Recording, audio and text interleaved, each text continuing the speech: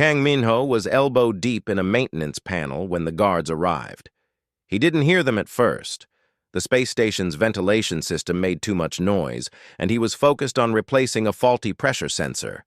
It was boring work, but someone had to do it. That someone was usually Minho. Human. Kang Minho. The voice behind him was cold and mechanical. Minho jerked his head up and smacked it against the panel's metal edge. Stars burst in his vision. He pulled himself out and turned around, rubbing his head. Two massive figures stood in the corridor. They wore armor that seemed to shift colors in the light, and their faces were hidden behind helmets that reflected his own worried expression back at him. "Yes, that's me," Minho said. His mouth felt dry. "You will come with us. Now." Minho's heart started beating faster. "Why? What did I do?" The guards didn't answer. One of them grabbed his arm. The grip wasn't painful, but it was firm enough to make resistance impossible. Minho's mind raced through every possible mistake he might have made. Did he file the wrong report? Did he accidentally contaminate something? Did he say something stupid to one of the Valorian workers? They marched him through the station's corridors. Other workers stopped and stared. A few humans looked worried. The alien workers barely glanced up. Minho tried to catch someone's eye to signal for help, but the guards moved too quickly. They took him to a docking bay he'd never seen before. A small shuttle waited there, sleek and expensive-looking. Nothing like the clunky transport ships that usually came to the station. The guards pushed him inside without explanation. The shuttle launched immediately. Through the window, Minho watched the space station shrink behind them. He'd worked there for 3 years. It wasn't home exactly, but it was familiar. Safe. Now he was leaving it behind, and he had no idea why. Space stretched out around them, black and endless. But it wasn't empty. Hundreds of ships filled the viewport. Some were small, like the shuttle. Others were massive, larger than cities back on Earth. They all belonged to the Valorian Empire. The Valorians controlled almost half of known space. Humanity had only joined the galactic community 15 years ago, and Earth was still considered a minor world. Important enough to have a seat at some tables, but not important enough to make real decisions. Minho had always been fine with that. He just wanted to do his job and maybe save enough money to buy a small house back on Earth someday. The shuttle flew toward the largest ship Minho had ever seen. It looked like someone had carved a mountain from crystal and launched it into space. Lights glowed from within, making it shine like a jewel. The shuttle flew into a hangar bay that could have held 50 Earth buildings. More guards waited inside. They escorted Minho through corridors that were too beautiful to describe properly. The walls seemed to be made of light. Patterns shifted and flowed across them like water. Alien beings walked past, dressed in clothes that probably cost more than Minho would earn in his lifetime. They stared at him. Some looked curious. Others looked disgusted. Minho had never felt so small. They climbed stairs that spiraled upward for what felt like forever. Minho's legs burned. The guards didn't seem tired at all. Finally, they reached a massive door. It was at least 30 feet tall and covered in symbols that hurt Minho's eyes when he looked at them directly. The door opened silently. The room beyond took Minho's breath away. The ceiling was so high he couldn't see it. Columns of light rose from the floor, and between them stood dozens of alien dignitaries. They wore robes and armor and things Minho didn't have names for. All of them turned to look at him when he entered. At the far end of the room, on a throne that seemed to be carved from a single massive diamond, sat Queen Valera. Minho had seen pictures of her before, but pictures didn't capture the reality. She was tall, maybe 8 feet, with skin that looked like it was made of crystal. Light moved through her body, shifting from blue to purple to colors Minho didn't recognize. Her eyes were solid black, and when they focused on him, Minho felt like she could see straight through to his soul. "Approach," she said. Her voice wasn't loud. but it filled the entire room. Minho's legs moved before his brain could process the command. He walked forward, very aware of all the eyes watching him. He stopped about 20 feet from the throne. He wasn't sure if he should bow or kneel or what. "Human," the Queen said, "do you know why you are here?" "No, Your Majesty," Minho said. His voice came out smaller than he intended. The Queen studied him for a long moment. Then she raised one hand. "Leave us," she commanded. The room erupted in whispers. Several of the dignitaries looked shocked. One started to protest, but the Queen's hand rose higher, and the alien fell silent. Slowly, the crowd filed out. The guards went too. The massive door closed behind them with a sound like thunder. Minho stood alone in the throne room with the most powerful being in the galaxy. Queen Valira rose from her throne. She was even taller, standing up. She walked down the steps toward Minho, and each footstep echoed in the empty space. Minho forced himself not to back away. The Queen stopped a few feet from him. This close, Minho could see patterns in her crystalline skin, like fractals repeating forever inward. "You are afraid," the Queen observed. "Yes, Your Majesty." "That is honest. I appreciate honesty." She circled him slowly, studying him from every angle. "Tell me, Kang Minho, what do you think your species is good at?" The question confused him. Engineering? Problem solving? Many species are good at those things. What makes humans different? Minho had no idea how to answer. "I don't know, Your Majesty." The Queen stopped in front of him again. "I have studied your species extensively. For 5 years, we have observed Earth. We have analyzed your history, your culture, your art. Do you know what we discovered?" "No, Your Majesty. We discovered that humanity possesses something my empire lost long ago." The Queen's black eyes seemed to bore into him. "Human. Kang Minho. I require something only your kind can provide." Minho's mind raced. What could humans possibly have that the Valorians didn't? Better weapons? No. Better ships? Definitely not. Better resources? Earth was barely keeping up with its own population. "What do you need?" Minho asked. The Queen's face was unreadable, but something in her voice changed. For just a moment, she sounded almost vulnerable. "I need you to teach us how to dream." Minho stared at the Queen. He must have misheard. "You want me to... what?" "Teach us how to dream," Queen Valira repeated. She walked back to her throne but didn't sit. Instead, she stood beside it, one hand resting on the crystalline armrest. "Perhaps I should explain better. My empire is dying, Kang Minho." That couldn't be right. Minho had seen the ships, the technology, the wealth. "Your Majesty, with respect, your empire looks very strong." "Strong, yes. Alive, no." The Queen gestured, and suddenly the air filled with images. They were holographic projections, but more detailed than any technology Minho had seen. They showed cities, planets, billions of Valorians going about their lives. "Look at them. What do you see?" Minho watched the images carefully.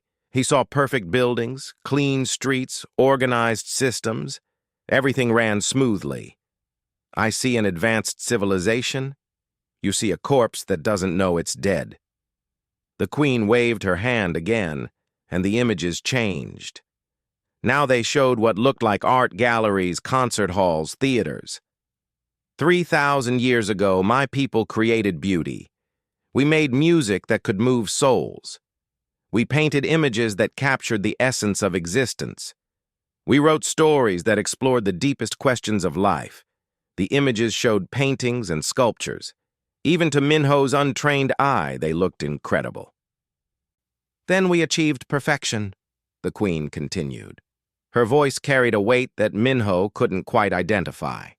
"We eliminated hunger, disease, poverty, conflict. We built a society where every need was met Every problem solved.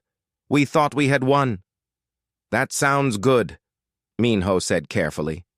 It was the beginning of our end. The Queen turned to face him directly. For the last 3,000 years, we have created nothing new. Our artists recreate old styles. Our musicians replay ancient melodies. Our writers retell the same stories with different names. We have everything we need, and we have become empty. The holograms shifted again. This time, they showed recent Valorian art.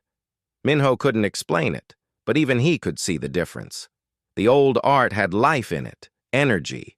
The new art was technically perfect, but felt hollow. Like looking at a beautiful mannequin instead of a living person. I don't understand, Minho admitted. If you know this is the problem, why can't you fix it? Because we don't know how. For the first time, the Queen's voice carried clear emotion. It sounded like frustration mixed with desperation. We have tried everything. We brought in teachers from 100 worlds. We studied creativity like a science. We built algorithms to generate new ideas. Nothing works. We can copy, but we cannot create.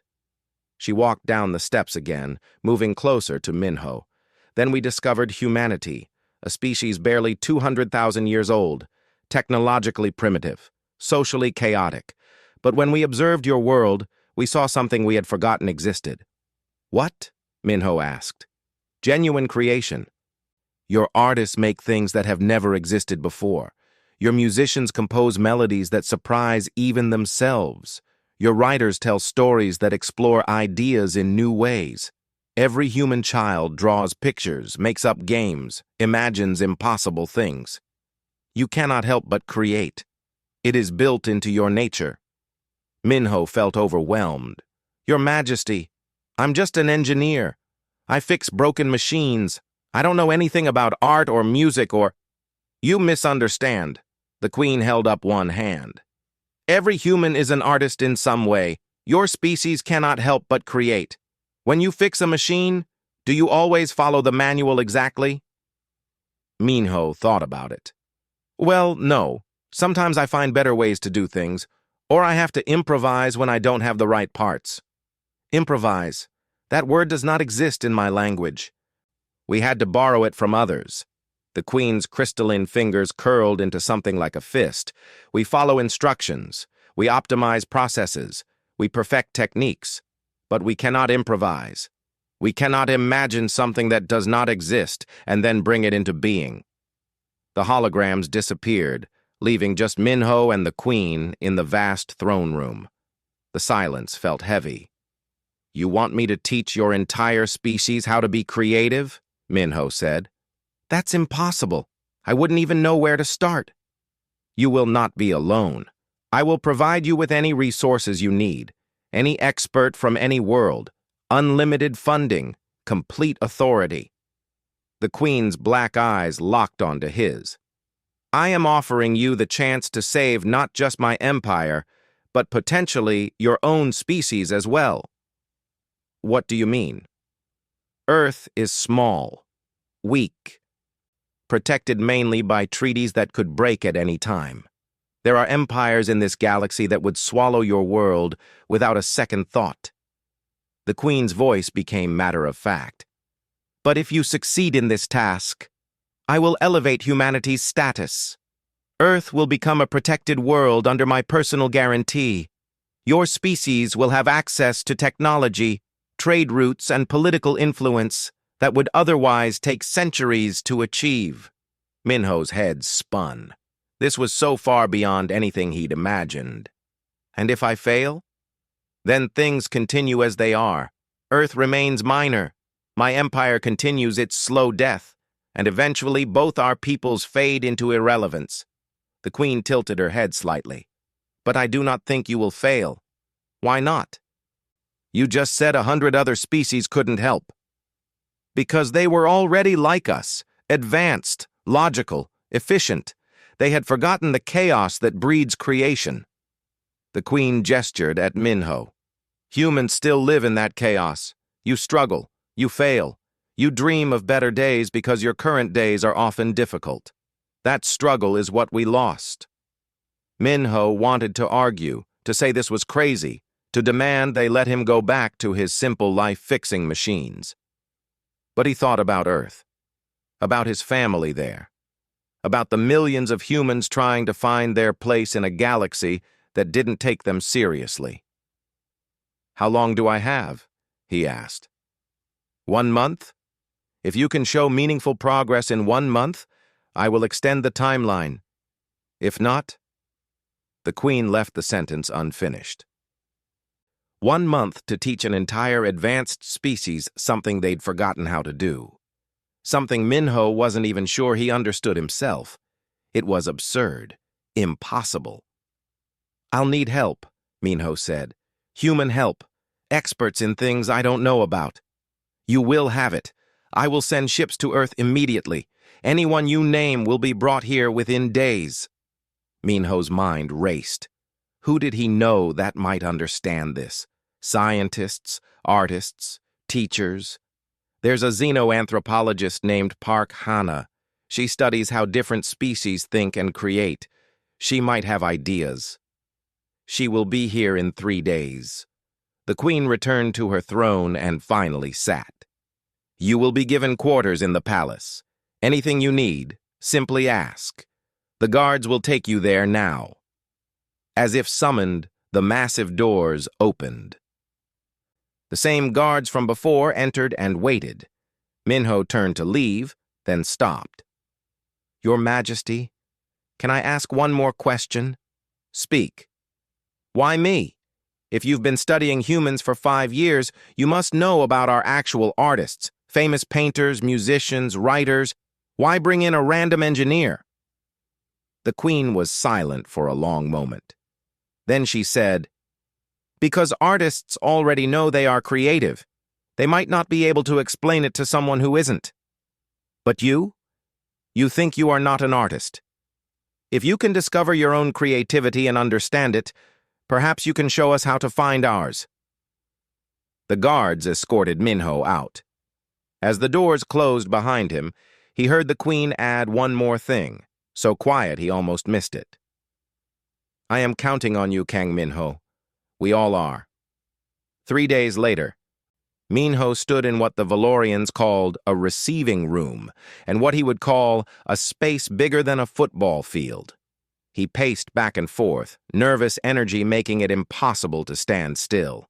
Park Hana would arrive any minute, and he had no idea how to explain any of this. The door opened. A woman walked in, looking around with wide eyes. She was short, maybe 5 feet tall, with her black hair pulled back in a practical ponytail. She wore comfortable travel clothes and carried a single backpack. When she saw Minho, her expression shifted from wonder to confusion. "Kang Minho?" she asked. "Dr. Park, thank you for coming." "I didn't have much choice. Alien ships showed up at the university and said the Queen of the Valorian Empire requested my presence immediately." Hana walked closer, studying him carefully. "The last time I saw you was at a conference 2 years ago. You were presenting about station maintenance systems. Now you're apparently working for the most powerful being in the galaxy. Want to explain?" Minho had practiced this speech a dozen times, but it still sounded crazy when he said it out loud. "The Queen wants us to teach the Valorians how to be creative again. She thinks their entire civilization is dying because they've forgotten how to make new art and music and stories. We have 1 month to show progress or humanity stays irrelevant forever." Hana stared at him. Then she started laughing. It wasn't a happy laugh. It was the kind of laugh that happens when something is so absurd your brain doesn't know how else to react. "This is real?"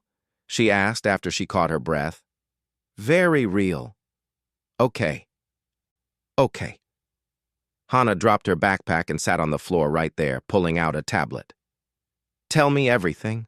Don't leave anything out." Minho told her about the summons, the conversation with the Queen, everything he'd learned. While he talked, Hana took notes, occasionally asking questions. When he finished, she was quiet for a long time.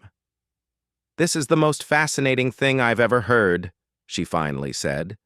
"And also terrifying. Do you understand what she's asking? She wants us to fundamentally change how an entire species thinks." I know it sounds impossible. It is impossible. Hannah stood up, but she was smiling. "Which means we need to figure out how to do it anyway. Where do we start?" "I was hoping you'd know." "I have theories, but first, we need to understand the problem better." Hannah looked around the massive room. "Can we see some of their art, their music, anything they've created?" Minho touched a panel on the wall, one of the few things he'd figured out in his quarters. "I need access to Valorian cultural archives," he said. A gentle voice responded immediately. "Access granted, specifying parameters." "Show us a concert, something recent." The room transformed. Suddenly, they were standing in what looked like an enormous concert hall. Holographic Valorians filled the seats around them. On stage, musicians held instruments that Minho didn't recognize. The music started. It was technically perfect. Every note was precisely timed, every harmony mathematically correct. The musicians never missed a beat. But as Minho listened, he felt nothing. It was like hearing a computer generate tones. Beautiful in a sterile way.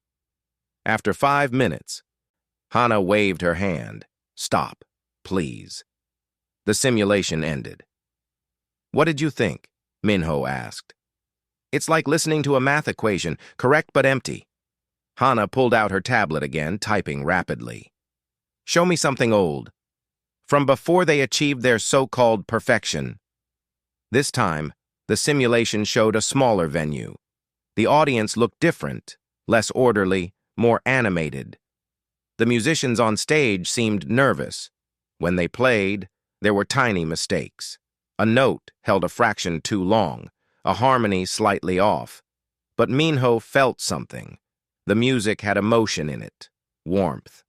"There," Hannah said, pointing. "Do you hear the difference? The old music has life in it." "Exactly, and I think I know why." Hannah started pacing, her eyes bright with excitement. "The Queen said they eliminated all problems, right? No hunger, no disease, no conflict. Perfect society." "Yes, that's the issue. Creativity comes from need, from problems that need solving, from pain that needs expressing, from dreams of a better future because the present isn't perfect." Hannah gestured at the empty air where the simulation had been. The old Valorians had challenges. They had to create solutions. They had emotions that needed outlet. But modern Valorians, everything is handed to them. They have no reason to imagine something different. Minho thought about his own life, growing up poor on Earth, dreaming of the stars, working terrible jobs to pay for school, finally making it to space, only to end up fixing pipes. So we need to give them problems? Not exactly. We can't unperfect their society. And honestly, we shouldn't want to. No hunger or disease is good. Hannah sat down again, thinking hard. We need to help them remember what it feels like to struggle towards something, to want something that doesn't exist yet and work to create it. How? I don't know yet, but I have an idea where to start. Hannah looked up at him. Games.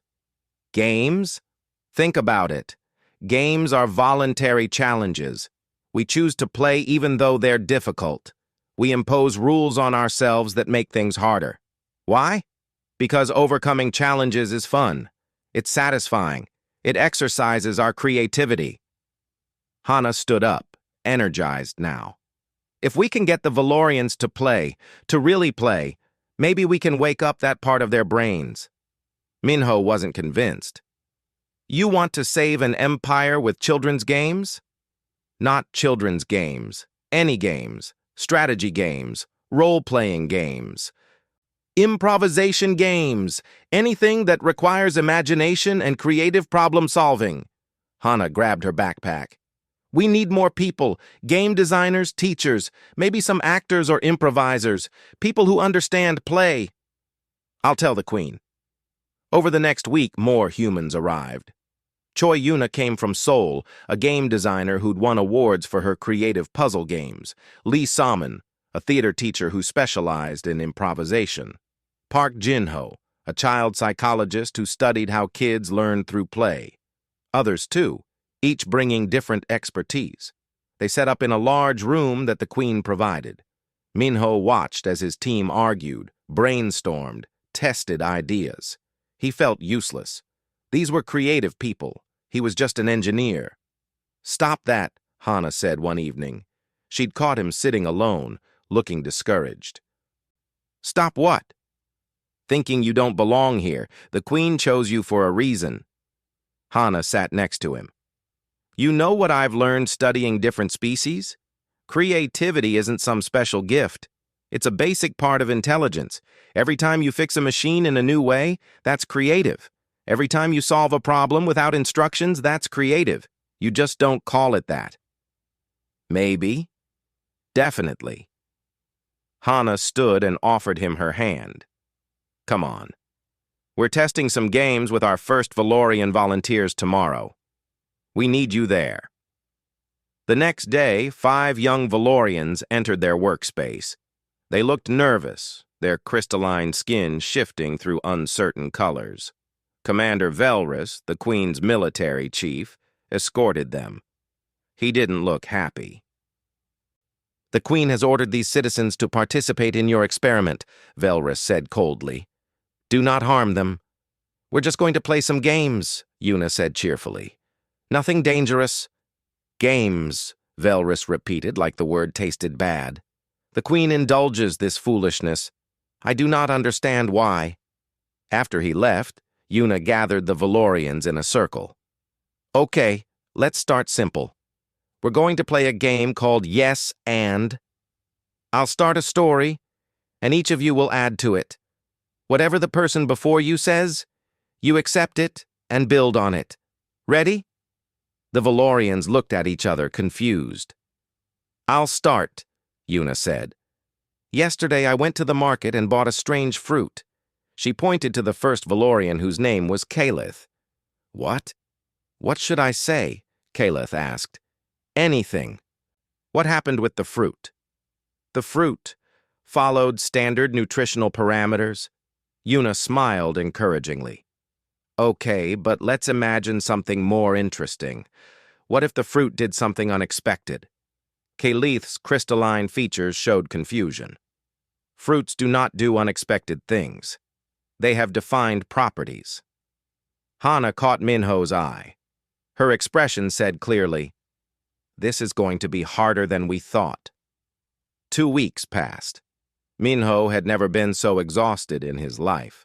Every day they worked with the Valorian volunteers, trying different games, different approaches. Every day ended in failure. The Valorians couldn't grasp the concept of pretending. When asked to imagine being someone else, they simply stated facts about that person. When given creative writing prompts, they produced technically correct but emotionally empty responses. When asked to draw freely, they created perfect geometric patterns with no personal expression.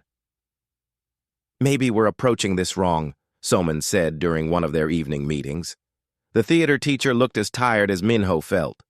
"We're asking them to be creative, but they don't even understand what that means. It's like asking someone to see a color they've never seen before." "So what do we do?" Minho asked. "We stop trying to teach creativity directly.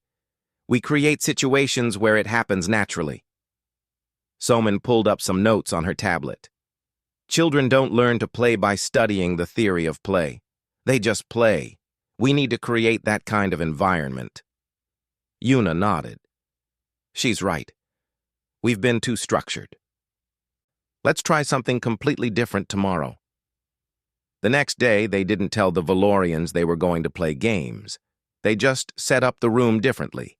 Instead of chairs in circles, they scattered objects around: building blocks, art supplies, musical instruments from various worlds, puzzle pieces, strange materials with interesting textures.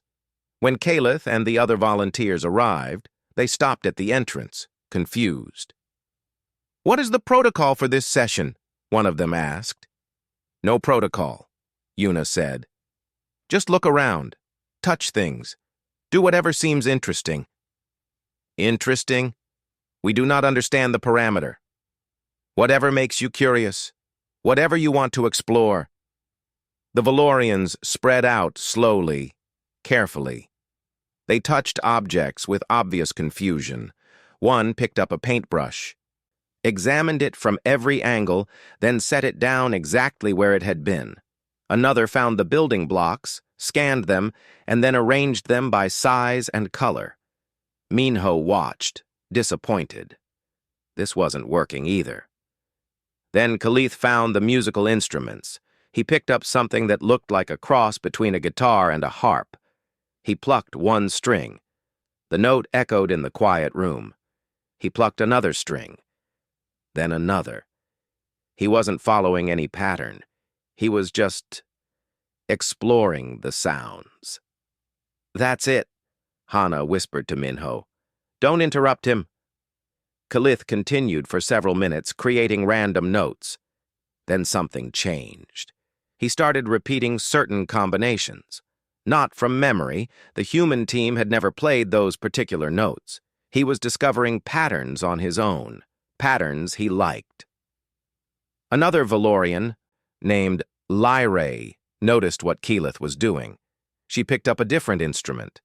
She started making sounds, too. Not the same as Keyleth, but complementary. They weren't coordinating. They weren't following rules. They were just playing. The sound wasn't beautiful. It was random and chaotic. But it was theirs. Original. "Don't say anything," Soman warned as one of the human team members started to speak. "Let them discover this themselves." For the first time, the session ended with the Valorians not wanting to leave. Khalith kept holding his instrument, occasionally plucking strings, fascinated by the sounds he could create. "Same time tomorrow?" Yuna asked. "Yes," Khalith said. Then he paused.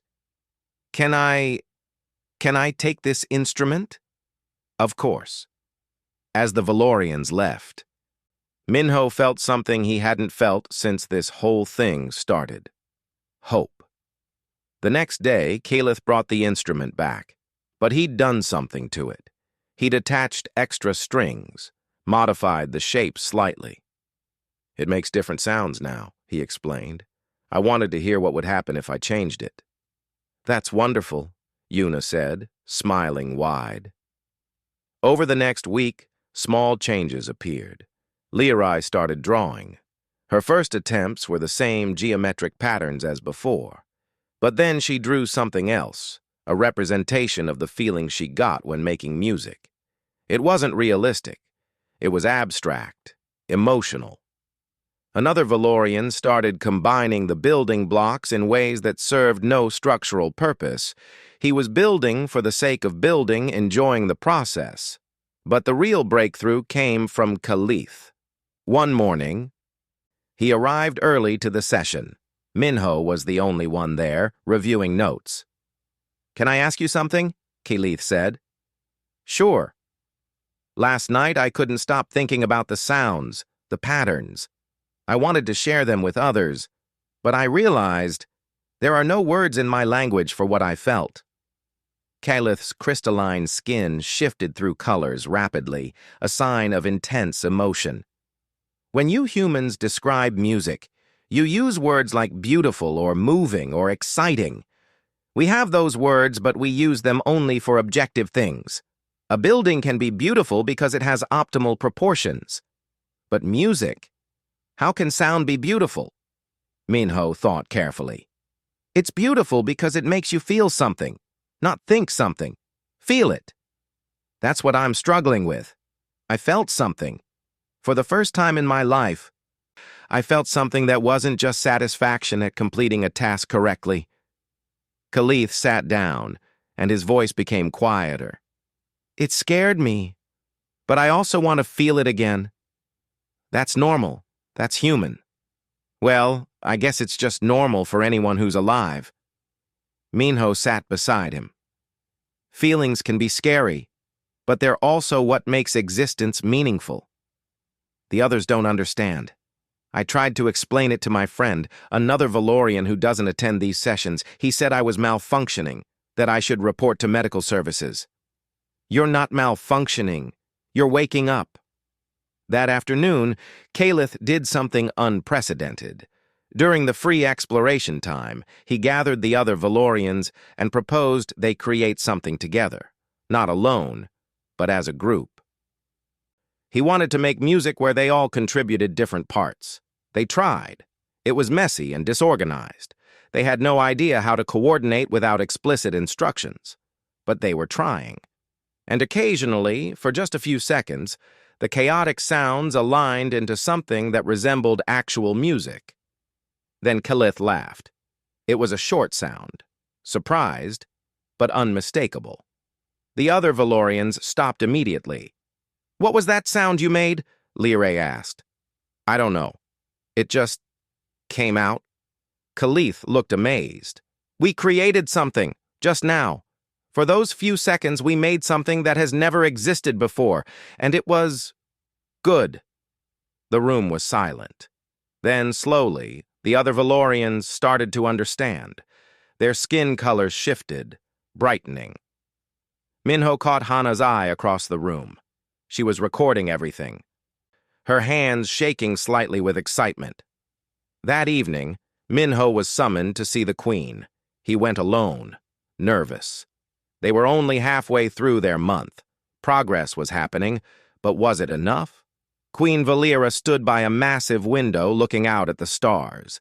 She didn't turn when he entered. "Commander Velrus came to me today," she said. "He is concerned about the changes in our volunteers.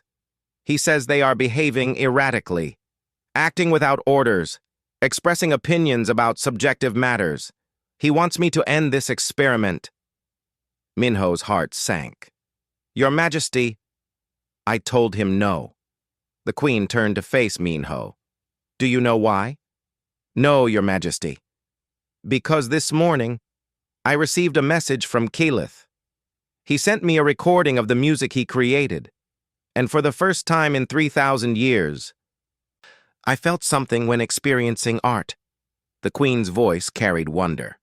"It was imperfect, chaotic, nothing like the technically flawless music we create now, but it moved me. It made me remember what it felt like to be truly alive." "So we can continue?" "You can continue. But Minho, you must understand something. What you are doing is dangerous. You are changing how Valorians think. Some will embrace it, others will fight it. There will be consequences. I know, Your Majesty." "Do you? Really?" The Queen walked closer. "Creativity requires freedom. Freedom includes the freedom to disagree, to make mistakes, to choose paths that are not optimal. My empire is built on order, efficiency, perfection. If your experiment succeeds, it will tear down everything we have built." "Then maybe you should stop us." The Queen was silent for a long moment. Then she said quietly, "I cannot, because a perfect cage is still a cage, and I am tired of being perfectly imprisoned." The next day, the team expanded their program. Word had spread among the Valorians. More volunteers requested to join.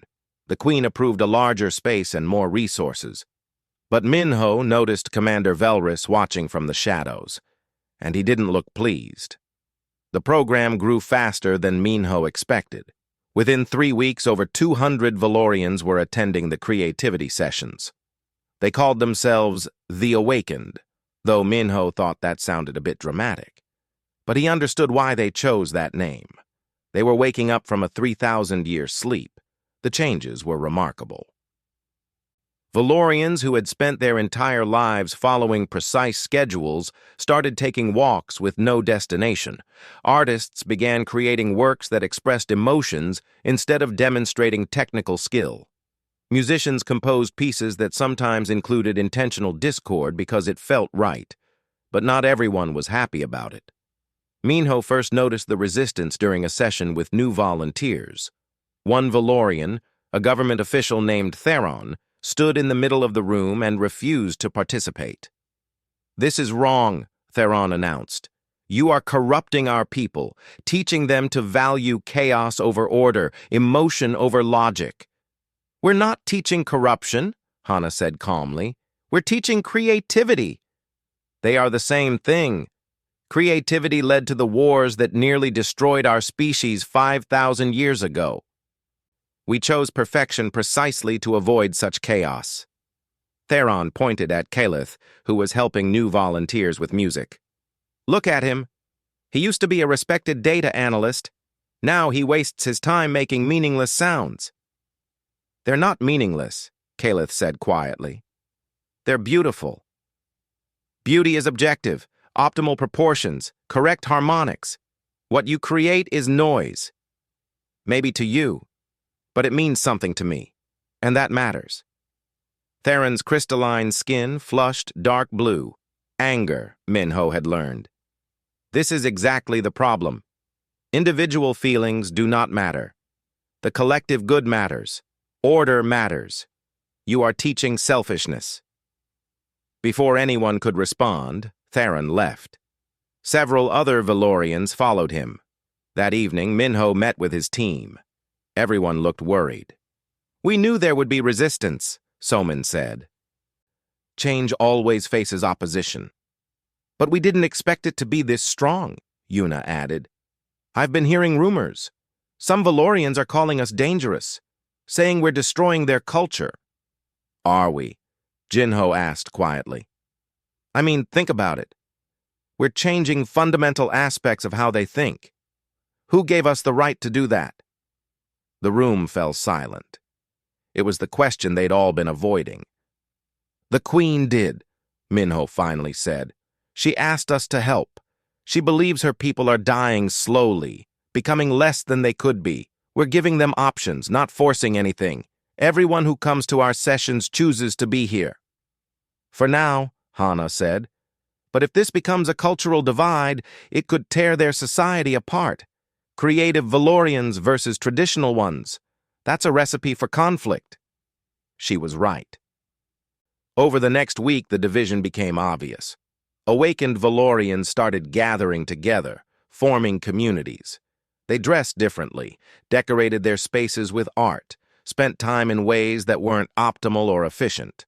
Traditional Valorians viewed them with suspicion and disgust. Then, the arrests started. Minho was working late in the studio when Lyrae burst in. Her skin flickered with panic colors. They took Calith, she said breathlessly. Commander Velrus and his guards. They said he was spreading dangerous ideas. They took him and 5 others. Where? I don't know. They took them. Minho immediately tried to contact the Queen, but was told she was unavailable. He tried again. Same response. On his third attempt, a different voice answered, cold and official. The Queen is occupied with state matters. Commander Velrus is handling security concerns. You are advised to continue your work and not interfere with internal Valorian affairs. They'd been blocked from the Queen. The human team gathered in emergency. Everyone talked at once, scared and angry and confused. Finally, Hana held up her hands for silence. We need information. What exactly is happening? Lyrae, who had brought other awakened Valorians with her, explained. Velrus has declared the creativity program a threat to social stability. He's claiming that the Queen has been influenced by dangerous humans. He's arresting anyone who speaks too openly about their awakening. That's insane, Yuna said. The Queen authorized this program. She wants this. I know. But Velrus has support among traditional Valorians. Many are scared of change. He's using that fear. Minho felt sick. This was his fault. He'd pushed too hard, changed things too fast. We need to stop. If we end the program, maybe he'll release the prisoners. No, Lyrae said firmly. That's exactly what Velrus wants. He wants to prove that creativity is weakness, that the old ways are better. If you stop now, everything we've learned, everything we've become, will be erased. But people are being arrested. And if we surrender, more will suffer, not now, but forever. We'll go back to our perfectly empty existence. I'd rather fight." "This isn't your fight," Minho said. "We brought this problem. We should—" A new voice interrupted him. "You gave us a gift. What we do with it is our choice." Everyone turned. Queen Valira stood in the doorway. She looked different, tired, stressed, more organic somehow. Behind her stood a small group of guards who were clearly loyal to her, not Velrus. "Your Majesty," Minho started, "I'm sorry, we didn't mean—" "Stop apologizing. You did exactly what I asked." The Queen entered the room fully. "But Velrus is right about one thing. Change is dangerous. It threatens everything we've built over 3 millennia. So you're ending the program?" "No. I'm choosing sides." The Queen looked around at all the faces, human and Valorian. "I have learned something important from watching you work. Creativity requires courage, the courage to fail, to be wrong, to be different. My empire has forgotten courage. We've had no need for it." She pulled out a small device and activated it. A hologram appeared, showing Velrus in what looked like a command center. He was talking to other military officials. "The Queen has been compromised by human influence. For the good of the Empire, we must take temporary control, return our people to proper thinking, eliminate the corruption." It was a recording of a private conversation. Velrus was planning a coup. "He will move against me soon," the Queen said. "Probably within days. He has support, more than I expected. Many Valorians genuinely believe creativity is dangerous." "What are you going to do?" Hana asked.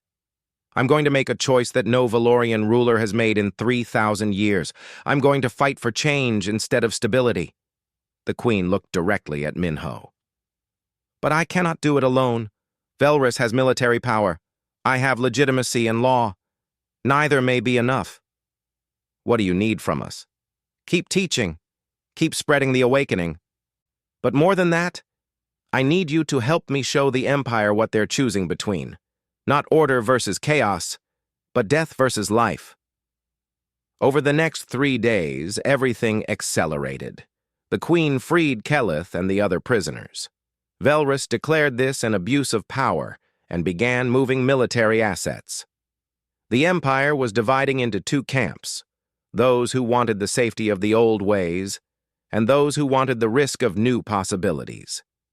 Hana worked with Lyrae and other awakened Valorians to document everything. They recorded music, poetry, art, all the new creations. But also something more important. They recorded how it felt. Valorians speaking about experiencing emotions they'd never known, about feeling alive for the first time. "We need to broadcast this," Hana said, "empire-wide. Show everyone what they're choosing. Velrus will try to stop it," the Queen warned. "Then we need to be faster." On the morning of the 5th day, every communication channel in the Valorian Empire received a transmission. It started with the Queen's face. "My people," she said, 3,000 years ago, our ancestors chose safety over freedom, perfection over growth, order over creativity. They had good reasons. We were destroying ourselves. But the cure became its own disease. We have been slowly dying, becoming less than we could be. I asked humans to help us remember what we lost. Now I ask you to choose. Will we continue our perfect death? Or will we risk an imperfect life?" The broadcast shifted. Kelith appeared, playing music, then Lyrae showing her art. Others followed. Dozens of awakened Valorians sharing what they'd discovered. The emotions in their voices were obvious, raw, real. The broadcast ended with a simple message. The choice is yours. Think for yourself. Feel for yourself. Be alive. Within hours, the Empire was in chaos. Some regions declared loyalty to the Queen. Others backed Velrus. Many simply didn't know what to choose. And then Velrus made his move. His forces surrounded the palace. The Queen's guards prepared for battle. Minho and the human team were evacuated to a secure location, but Minho refused to stay there. This is happening because of us, he told Hana. I can't just hide. What can we do? We're not soldiers. Minho thought about everything they'd learned. About creativity, about courage, about choosing to risk instead of hiding in safety. We do what we do best, he said. We create something new. Commander Velrus stood in his command center, watching tactical displays show his forces moving into position. The palace was surrounded. The Queen's loyal guards were outnumbered 3-1. This would be over by morning. Sir, one of his officers said, we're receiving strange reports from civilian sectors. What kind of reports? Crowds gathering. Not in protest, they're just gathering. Thousands of Valorians in the central plazas. They're not doing anything, just standing there. Velrus frowned. Ignore it. Focus on the palace. Once we secure the Queen, this ends. But the reports kept coming. More gatherings, larger crowds, and now they were doing something. They were creating. In plaza after plaza, awakened Valorians had gathered. They brought instruments, art supplies, voices. And they began to perform. Not coordinated or organized, just spontaneous expressions of the creativity they'd discovered. Music filled the air. Paintings appeared on walls. Stories were spoken aloud. Traditional Valorians came to watch. Some were angry, shouting at the awakened to stop this foolishness. But others stopped and listened. Really listened. And felt something they couldn't name. Minho watched from a rooftop near the palace, a camera in his hand. Hana had organized this, a peaceful demonstration of what creativity meant. But it was more than a demonstration. It was a broadcast. Every major plaza had cameras. Every performance was being sent across the Empire's networks. It's working, Hana said beside him. The view counts are in the millions. But will it matter? Velrus has the military. Force can control bodies. It can't control minds or hearts. Inside the palace, Queen Valira prepared for what might be her last stand. Her guards were loyal, but Velrus had superior numbers and equipment. She could surrender, return to the old ways, save lives. Or she could fight and risk everything. Kelith appeared at her door, breathing hard. Your Majesty, I request permission to speak. Granted. Let me talk to Velrus, please. He was my commander once. He respected me. Maybe I can reach him. The Queen studied the young Valorian who had been the first to truly awaken. He will likely arrest you again, or worse. I know, but isn't that what creativity teaches us? To risk ourselves for something that matters? The Queen made a decision that surprised even her guards. She opened a communication channel to Velrus. Commander, she said, I'm sending someone to negotiate. Hold your fire. Velrus appeared on screen, his expression hard. There is nothing to negotiate. Surrender and accept punishment for your crimes against the Empire. Just listen to him. Please. If you still choose to attack after, I won't stop you. Velrus was silent for a moment. Then he nodded. Send him. Kelith walked out of the palace alone, his hands visible and empty. Velrus's soldiers surrounded him immediately, weapons ready. They brought him to Velrus's command center. The commander looked at his former subordinate with something like sadness. Kelith, you were one of our best analysts. Now look at you, wasting your potential on meaningless noise. It's not meaningless to me. That's the problem. To me. Everything is to me now. Individual wants matter more than collective good. This is what the humans taught you? Selfishness? They taught me to feel, to want things not because they're optimal, but because they matter to me personally. Kelith stepped closer. Commander, when was the last time you wanted something? Really wanted it, not because it was your duty or your function, but because it would make you happy. Happiness is irrelevant. Function is what matters. That's not living. That's just existing. Kelith's skin shifted through colors. Not panic or anger, but something else, compassion. I used to be like you. I thought emotions were weaknesses, that creativity was chaos. But I was wrong. I was empty and didn't even know it. You think you're enlightened now? You've just been corrupted. Maybe. Or maybe I finally understand what we lost 5,000 years ago when our ancestors chose safety over everything else. Khalith gestured out the window where one of the civilian gatherings was visible. Look at them. Really look.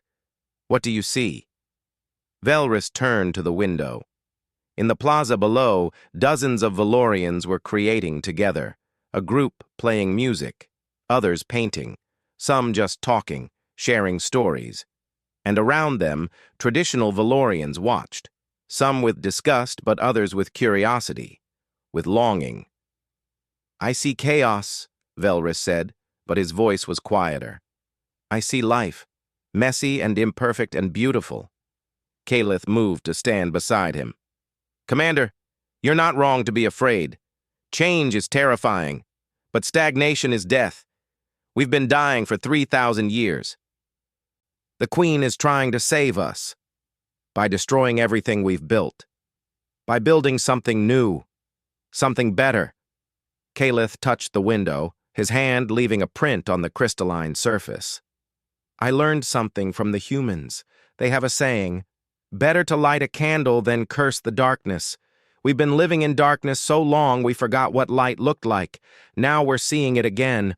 Please, don't make us go back. Velrus was quiet for a long time. His officers waited, watching their commander struggle with something they couldn't quite understand. Finally, Velrus said, Show me. Show you what? This creativity you prize so highly. Prove to me it's worth tearing apart our empire. Khalith pulled out a small device, a portable music player. I recorded this last night. It's not perfect. It's not technically flawless. But it's mine. I made it and it means something to me. He played the recording. Simple music filled the command center. It was rough, obviously made by someone still learning. But there was emotion in it. Longing, hope, fear, joy, all mixed together in imperfect harmony.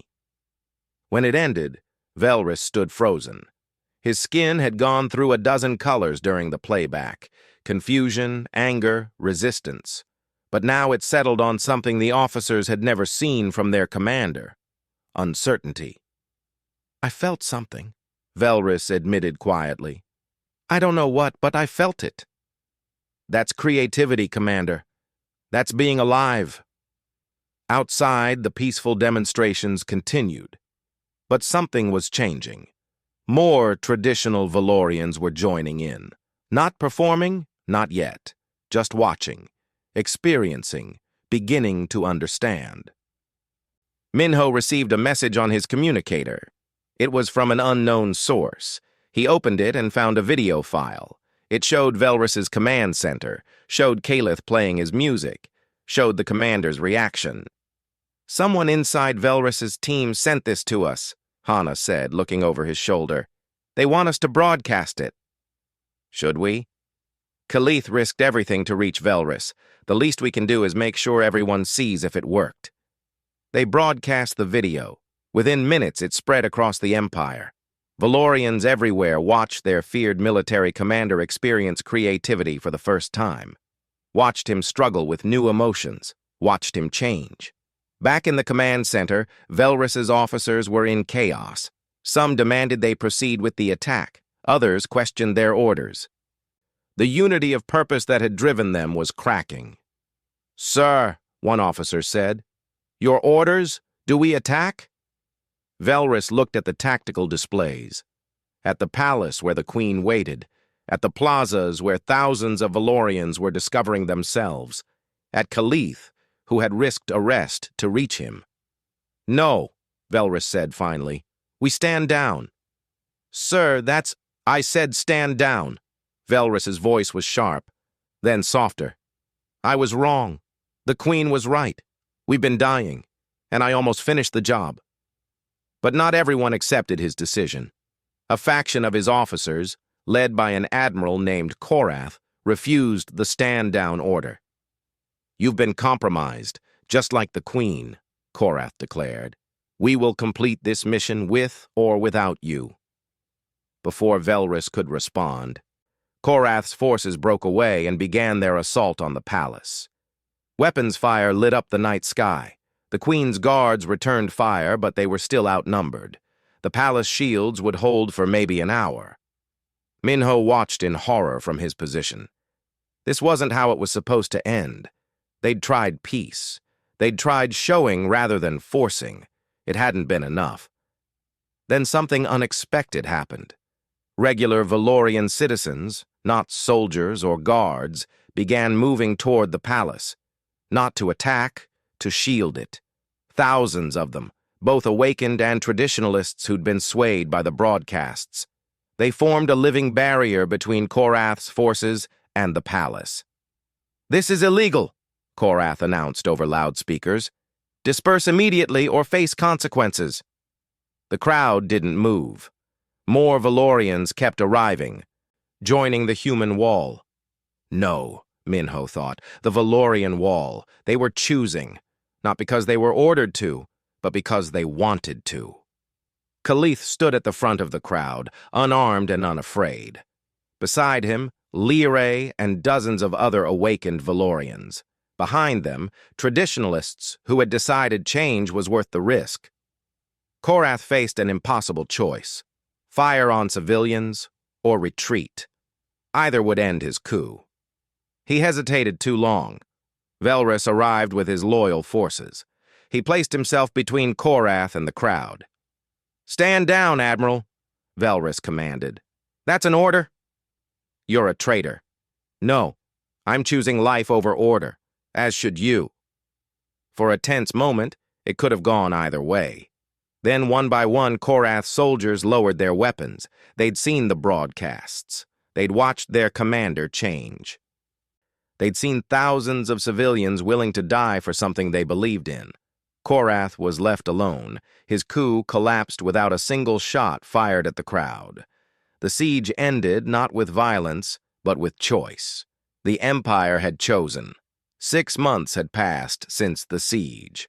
Minho stood in the grand hall of what used to be the Valorian Empire and was now called the Valorian Alliance. The name change reflected a deeper transformation. The rigid hierarchy had given way to something more flexible, more alive. The hall was different too. Once it had been perfectly symmetrical, every surface reflecting optimal geometric proportions. Now paintings hung on the walls. Sculptures that served no functional purpose occupied corners. A group of Valorian musicians practiced in an alcove, their imperfect melodies drifting through the space. "It's beautiful, isn't it?" Hana said, walking up beside him. "I never thought we'd actually pull it off." "We almost didn't. If Velrus hadn't changed his mind, if those civilians hadn't stood up..." Hana shook her head. "There were 1,000 points where this could have failed. But it didn't." They watched as Valorians moved through the hall. Some still carried themselves with the old precision, uncomfortable with chaos. Others had embraced the change fully, their movements more organic, their skin colors shifting with genuine emotion. Most were somewhere in between, learning to balance order and creativity. Queen Valira appeared, no longer on a throne, but walking among her people. She'd changed the most. Her crystalline features somehow looked warmer now, more expressive. She smiled when she saw Minho. "Ambassador Kang," she said. The title still felt strange to Minho, but he'd accepted it. Earth had officially appointed him as Ambassador of Cultural Exchange, a position that didn't exist 6 months ago. "Your Majesty, the ceremony is ready?" "It is, though I admit I'm nervous. I've made thousands of speeches, but never one like this." Today marked the official opening of the Galactic Museum of Creativity. Delegations from 40 different species had come to see what humanity had sparked in the Valorian Empire. Some came with curiosity, others with concern, a few with hope. The ceremony began in the museum's main chamber. Representatives from dozens of worlds gathered, their varied forms a reminder of how diverse the galaxy was. The Kalani, who communicated through color changes, the Dresh, who stood 12 feet tall and spoke in harmonics, the Prith, crystalline beings not unlike Valorians but from a completely different evolutionary path, and humans. Earth had sent a delegation of 30, including famous artists, musicians, writers, but also ordinary people like Minho had been.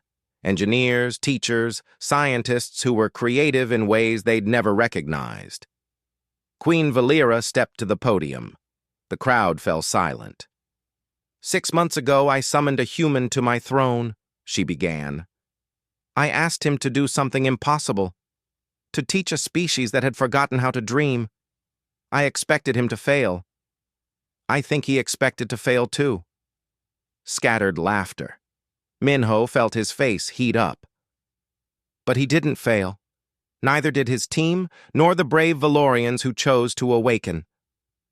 Today, we dedicate this museum not to celebrate that success, but to remember what it taught us.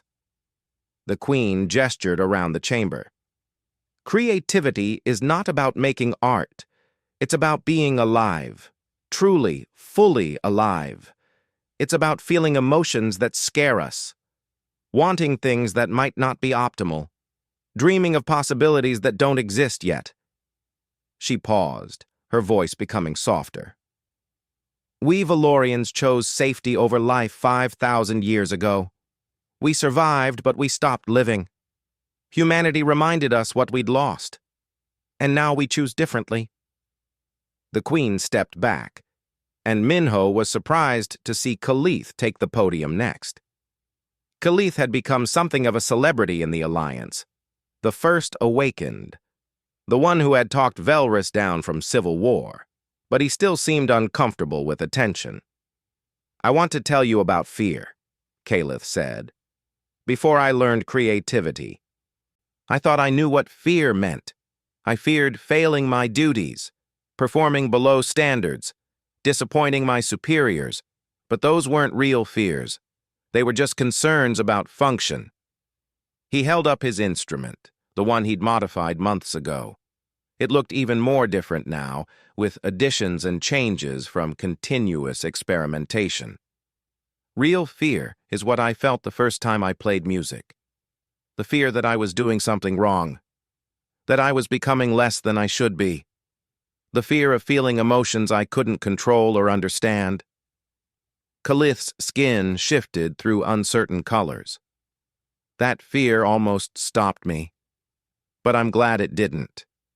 Because on the other side of that fear was joy, wonder, the feeling of being completely, absolutely alive. He played a few notes, simple melody, but filled with emotion. This is what humanity gave us, not instructions or formulas, but permission.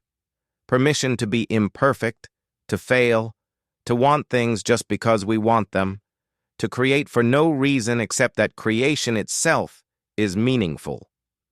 When Khalith finished, the audience erupted in sounds that varied by species. Applause, harmonic resonance, light patterns, each species' way of showing appreciation. The museum tour began. The first exhibit showed the history of Valorian creativity, the ancient works, the 3,000-year gap, and the new awakening. Visitors moved slowly through the space, taking in paintings, sculptures, music recordings, poetry written by beings who had forgotten how to express themselves. But the centerpiece of the museum was different. It was called Humanity, the species that taught the stars to dream. Minho felt emotional as he walked through this section. It showed Earth's art through history, cave paintings, classical music, modern digital works. But it also showed ordinary human creativity, a mechanic's clever repair job, a cook's experimental recipe, a child's crayon drawing. The exhibit argued that all humans were creative, not just the famous ones. This is our gift to the galaxy, a recording of Hana's voice explained. Not our technology or our strength, but our chaos, our imperfection, our stubborn insistence on dreaming even when dreams seem pointless. This is what makes us human. And perhaps this is what makes any species truly alive. Ambassadors from other species studied the exhibit carefully. Minho overheard conversations. Some species were intrigued, asking how they might bring similar changes to their worlds. Others were skeptical, warning about the dangers of disrupting stable societies. One ambassador, a Dresh named Kothran, approached Minho directly. "Your species has done something remarkable," Kothran said, his harmonic voice translated by a device. "But also dangerous. You've fundamentally altered the Valorian civilization. What gives you the right to change another species so profoundly?" Minho had been asked this question before. He'd struggled with it himself. "We didn't change them. We gave them options. Every Valorian who attended our sessions chose to be there. Everyone who embraced creativity made that choice themselves. We just showed them it was possible. And if your example causes wars, revolutions, the collapse of stable governments, then that's their choice too. We can't protect species from themselves. We can only offer possibilities and hope they choose wisely." Kothran studied him. "You are either very wise or very naive. I have not decided which." "Probably both," Minho admitted. The Dresh made a sound that might have been laughter. "Honest. I appreciate that. My people will be watching humanity closely. You have become influential far beyond your numbers. Use that influence carefully." As the day continued, Minho found himself thinking about what came next. Earth's status had risen dramatically. Human cultural advisors were now in demand across the galaxy. Universities wanted to study human creativity. Artists wanted to collaborate with human creators. But there were challenges, too. Some species saw humanity as a threat. Others wanted to exploit Earth's newfound importance. And there were rumors of something else, reports from the far edge of known space. Another empire, larger and older than the Valorians, had heard about what happened. They were interested. Very interested. That evening, after the ceremonies ended, Minho found himself alone on a balcony overlooking the Valorian capital city. The city had changed, too. Buildings that once looked identical now showed individual touches. Gardens planted not for function but for beauty. Public spaces where Valorians gathered to create together. "Quite a view," Velrus said, joining him. Minho still felt slightly uncomfortable around the former commander. They'd reconciled officially, but it was strange being friendly with someone who'd almost killed them all. "It is. Hard to believe this is the same city I arrived at 6 months ago." "It's not. Neither am I." Velrus was quiet for a moment. "I owe you an apology. I nearly destroyed everything because I was too afraid to change." "You changed when it mattered. That's what counts." "Perhaps. But I wonder sometimes if I made the right choice. Chaos has its costs. We've had conflicts now that we never had before. Disagreements, arguments over subjective matters. Resources wasted on projects that served no practical purpose. Do you regret it?" Velrus considered the question seriously. "No, because yesterday I heard music that made me feel something I'd never felt before. And I realized I don't even know the word for this emotion. We don't have one. But whatever it was, it made me grateful to be alive. That's worth a little chaos." Hana appeared, holding her communicator. "Minho, you need to see this." She showed him a message. It was from Earth's government, marked urgent. "We've been contacted by the Dorvani Collective," Hana read. "They're an empire from the outer sectors. Apparently they've heard about what happened with the Valorians. They want to meet with Ambassador Kang. They say they have a request."